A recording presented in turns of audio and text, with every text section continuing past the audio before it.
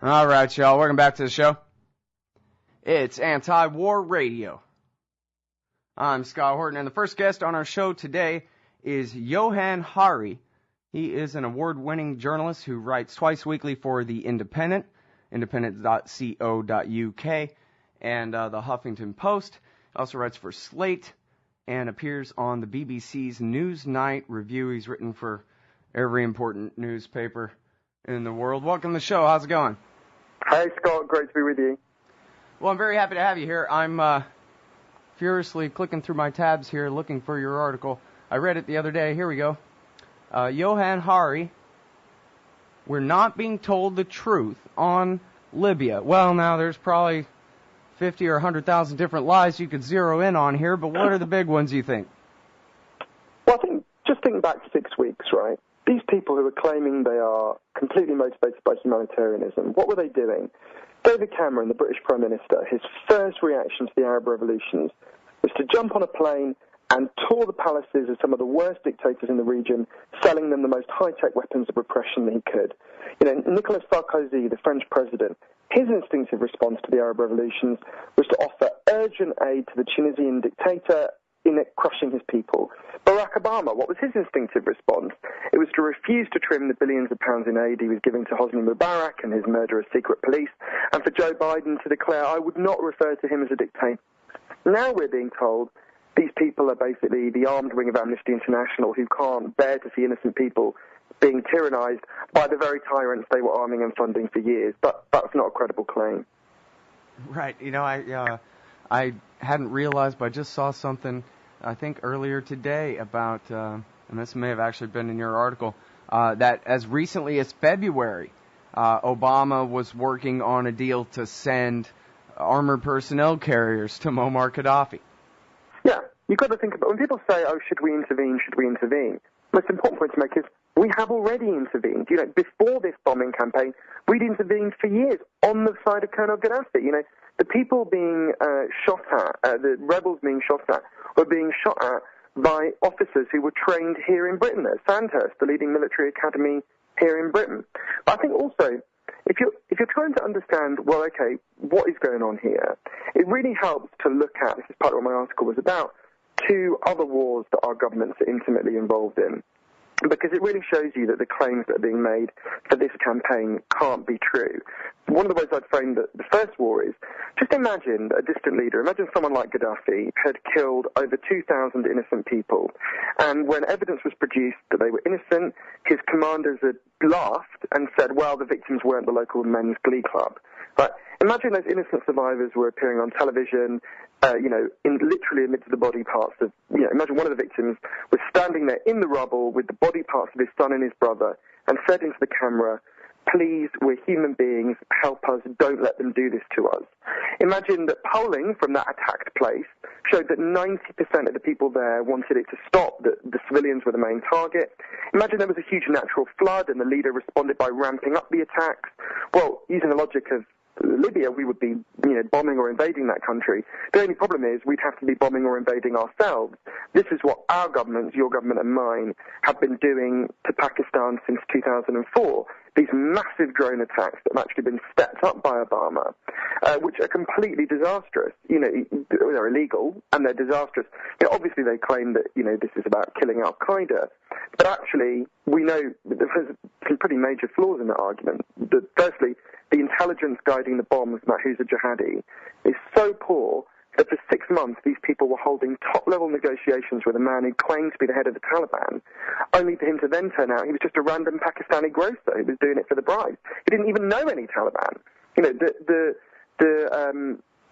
Even when the intelligence is accurate, and we've got no evidence it's accurate most of the time, David Kilcullen, who was a senior advisor to General Petraeus, says that for every 1 jihadi they kill, they're killing as many as 50 innocent people.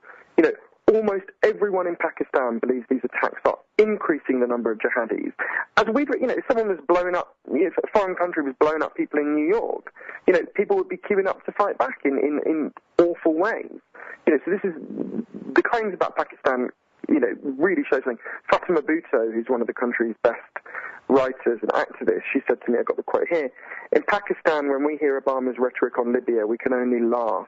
If he was worried about the pointless massacre of innocent civilians, there'd be an easy first step for him. Stop doing it yourself in Pakistan. And just to tell you briefly about one of the other wars we're involved in, intimately involved in, it's the worst war in the world in terms of death. I reported on it in 2008. It's the war in the Congo. It's very hard to give people a sense of how horrific the war in the Congo is. It's been the deadliest since the Nazis. 5 million people have died. You go there and you go to any hospital in eastern Congo, you say, show me around, they'll say, sure, do you want to see the ward for the children who've been stabbed or for the women who've been gang raped and shot in the vagina? It's the most unimaginably vicious war. And we know what the war is for. We know how it's been caused. The UN had a major investigation into it, and they said the words they used were, armies of business have invaded Congo to pillage its resources and sell them to the knowing West. Basically, the most valuable thing they get from Congo is coltan, which is used to make the metal in the mobile phone I'm talking to you on now, games consoles, laptops. It's a really important metal for the global economy. We can get it from loads of places, but it's actually very cheap to get it from Congo. What happened is we went in, and the war is a war to control the mines that give us our Congo. The UN explained very clearly, they listed all the major Western corporations responsible. They said if you choke off the supply, it will end the war. We've refused to do it. So if we were so concerned about humanitarianism that we would be prepared to bomb other people, surely we would start by simply stopping our corporations going and causing the worst war in the world. But we've refused to do it. The State Department is refusing to even draw up the punishment it's been required by law to draw up for the people who are doing this. Well, and now, do you know about the involvement of the U.S. government and the U.K. government in the Congo? Is it just the corporations over there making deals with the dictatorship there, or the warring factions there, or are the empires actually involved as well? Well, they're intimately involved. What happened is when the UN panel of experts drew up the list of companies, our governments reacted very swiftly. They reacted by saying, don't you dare crack down on our companies. They demanded that all these names were taken off the list. So, yeah, they're intimately involved. You can see the priorities in the global system by comparing two things. So you've got that one thing which has killed 5 million people in Congo, right? Then about, whenever it was, 4 months ago now, the Congolese government tried to nationalize a mine that belonged to American and British corporations. And our governments went crazy. They started lobbying like anything. They started threatening to cut off the aid. So that shows you saying, kill 5 million people, we're not so bothered. Take away the property of a few rich people, we'll get really furious. So it shows the competing priorities. And this is obviously also at work in Libya, very clearly at work in Libya. I mean, you've seen some of this is starting to be voiced more or less openly now, but William Hague, who's our equivalent to Hillary Clinton, said in an interview this weekend that, oil was a big factor in the war. Bill Richardson, who was the former U.S. Energy Secretary and then U.S. Ambassador to the UN, said, this is a quote he said in an interview with Don Imus, of course there's another interest, and that's energy. Libya is among the top 10 oil producers in the world. You can almost say the gas prices in the U.S. going up have probably happened because of the stoppage of Libyan oil production. So this isn't an insignificant country, and I think our involvement is justified. So, it's becoming increasingly clear this is a war partly to do with oil. For the first time in 60 years, Western control over the world's biggest pots of oil was being rocked by a series of revolutions our governments just couldn't control. Well, and you can see them, they're blackmailing the hell out of us here. They go in and escalate this war, pick the losing side in a civil war, make sure it continues on. They don't try to insist on a ceasefire. They are determined to have a regime change in Tripoli and drag this thing on. If they wanted to make sure that the oil could get to market, then they could have pushed for a ceasefire weeks ago. Instead, they're the ones basically causing the chaos that's taking the oil off the market and then telling us that, well, I guess we got to occupy the place and make sure to secure those resources. I think that's right. I think it's about asserting raw Western power in the middle of a situation that was really spiraling out of the control of Western governments for the first time since the Second World War. Indeed, since before the Second World War, but since we've known there was oil there. I think that's absolutely right. The idea that we're motivated by humanitarianism, our closest ally in the region, our government's closest ally in the region, Saudi Arabia, is by far the most vicious and abusive government in that part of the world and arguably in the entire world, along with North Korea and Burma. Now, this is a regime where rape victims are horsewhipped, where women who with the streets are patrolled by police who enforce the most extreme interpretation of Sharia law, who beat women who show their hair, who ban women from driving. I mean, the idea that this is a kind of human rights concern when those are your closest friends and allies is ludicrous. Right. It's Islamofascism, if you will. They're in Saudi Arabia. Well, it's the Taliban with oil, the Saudi regime. It's an extremely vicious, and indeed, as the WikiLeaks showed, the American government knows perfectly well that the Saudi government funds really horrendous forms of extremism. The Saudi government exports the most extreme Wahhabi form of Islam. The city where I live, London, you go to any fundamentalist, you go find any Islamic fundamentalist, and you'll find that they are handing out free literature which is provided by the Saudi government. I've interviewed lots of former jihadis who were radicalized by reading and being given free Saudi literature promoting extreme hatred.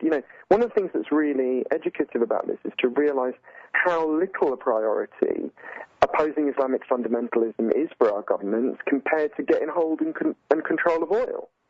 Given a choice, you saw that as well with the action of Tony Blair and the previous British government towards Gaddafi. I mean, Blair claims that he was motivated in Iraq by opposition to terrorism and opposition to tyranny, but it's worth remembering he negotiated to hand over to Gaddafi, a vicious tyrant, the worst convicted terrorist, murderer of British and American people in modern history. Abdel Baset al-Megrahi, who blew up a plane over Lockerbie, he was convicted of blowing up a plane over Lockerbie, killed over 200 British and American people. We've now got people who were inside Blair's government admitting they handed Megrahi over to the Libyan tyranny explicitly so that Gaddafi would let in British petroleum to drill off the coast of Libya. I mean, it was that simple. Given a choice between punishing the worst convicted terrorist murderer of British and American people and getting oil, Blair chose the oil. I think that reveals a very strong recurring thread that runs through our foreign policies. Now, it shouldn't be like that, Well, I really wish I knew more about that. Robert Perry was on the show the other day, and right at the end of the show, when we were out of time, he started casting major doubt on the story of the Libyans being the ones responsible for that attack. There's a totally legitimate debate. He's right. There's a totally legitimate debate about whether al-Megrahi actually did it. But if he was innocent, he obviously should have been acquitted at an appeal where the truth came out. What certainly shouldn't have happened is him being released in part of a very dodgy deal with a dictator, explicitly in return for BP getting access to the oil. It's a totally legitimate debate about al-Megrahi, but this was not the way to resolve it. And it's what Blair believed al-Megrahi was guilty. He just didn't care. He just wanted to get the oil. Right. So now, here's the punchline, though, right? Is in England and in America, people are buying this by the millions. We're going to save the Libyans. Come on, it's great. Well, I think there is a genuine debate that is difficult, and some people I respect are on the other side. There are people who say, look, our government's motives are clearly not humanitarian, but it has prevented a massacre in Benghazi, and therefore reluctantly I support it. The reason I disagree with that, and I thought that line through very hard, is it's a bit similar to the argument about Iraq, where people said, well, look, some people who got it very wrong, including me, shamefully wrong, said, well, look, clearly their motives are not good, but it has a good effect, therefore we should support it. I think what we learned there, and indeed should have known beforehand, and it's not making any excuses, millions of people did know beforehand and warned about it, is that even if there's a very brief overlap between the humanitarian interests and the interests of these imperial powers, they will very quickly diverge. If they are going into Libya to get control of the oil supply, very rapidly that interest will diverge from the interest of the Libyan people. The Libyan people will want to control their own oil supply, as anyone would, as Britain does. And when that happens, our governments will support their renewed repression in very vicious ways, as happened in Iraq, when the Iraqi population started getting uppity and saying they didn't want to be occupied, they wanted to control their own oil, and so on. We now know, again, from the WikiLeaks and from good journalists out there, that our government supported just renewed repression and torture of them. And I'm afraid that if there is a brief humanitarian overlap, and there may well be, that will very quickly be subsumed by the imperial desire to control the oil, which the population there will object to. Yeah. Well, it is amazing what these people can convince themselves. I think a compelling case has been made that it was really, Susan Rice and Samantha Power. Who knows what Hillary Clinton's nefarious motives were, but with the other two, that it was, one of these golden opportunities for humanitarian war. It'll be just like the time we didn't stop the genocide in Rwanda, only this time we will. And that, I don't know if anybody's ever accused Samantha Power of, working for Chevron or anything like that. You know what I mean? I think those people are just ideologues. They're the worst kind of liberals with power, I don't think that's fair about Samantha Power. I think she's wrong about this, but I don't think she's a bad person. I think, though, look, if you're in a position of power in the American government and you're concerned about human rights, the first thing you should be advocating is to stop the American government supporting massive human rights abuses abroad. For example, the war in Congo, worst war in the world, as we were saying, 5 million people dead. There's an easy way to choke off that war, to stop all that killing and that horrific sexual violence that doesn't involve bombing anyone. Now, if you're consistent in your humanitarianism, that's where you're going to start. The worst war in the world, an easy, non-violent way to stop it. That's what Samantha Power would be championing if her humanitarian claims were consistent or as admirable as I would like them to be. Mm-hmm. And she's not. It's very revealing. The State Department was asked to set up punishments by the Senate for what's going on in the Congo. They have done nothing. They have effectively sanctioned the continuing of the mass murder of civilians in Congo when it could have been very easily stopped at very little cost, and they wouldn't have had to bomb anyone. Mm-hmm. All right. Well, you know what? I think I need to do some studying on that and maybe get back with you, and we'll do a whole other Congo show. I'm sorry we're all out of time, everybody. It's Johann Hari from The Independent. We're not being told the truth on Libya.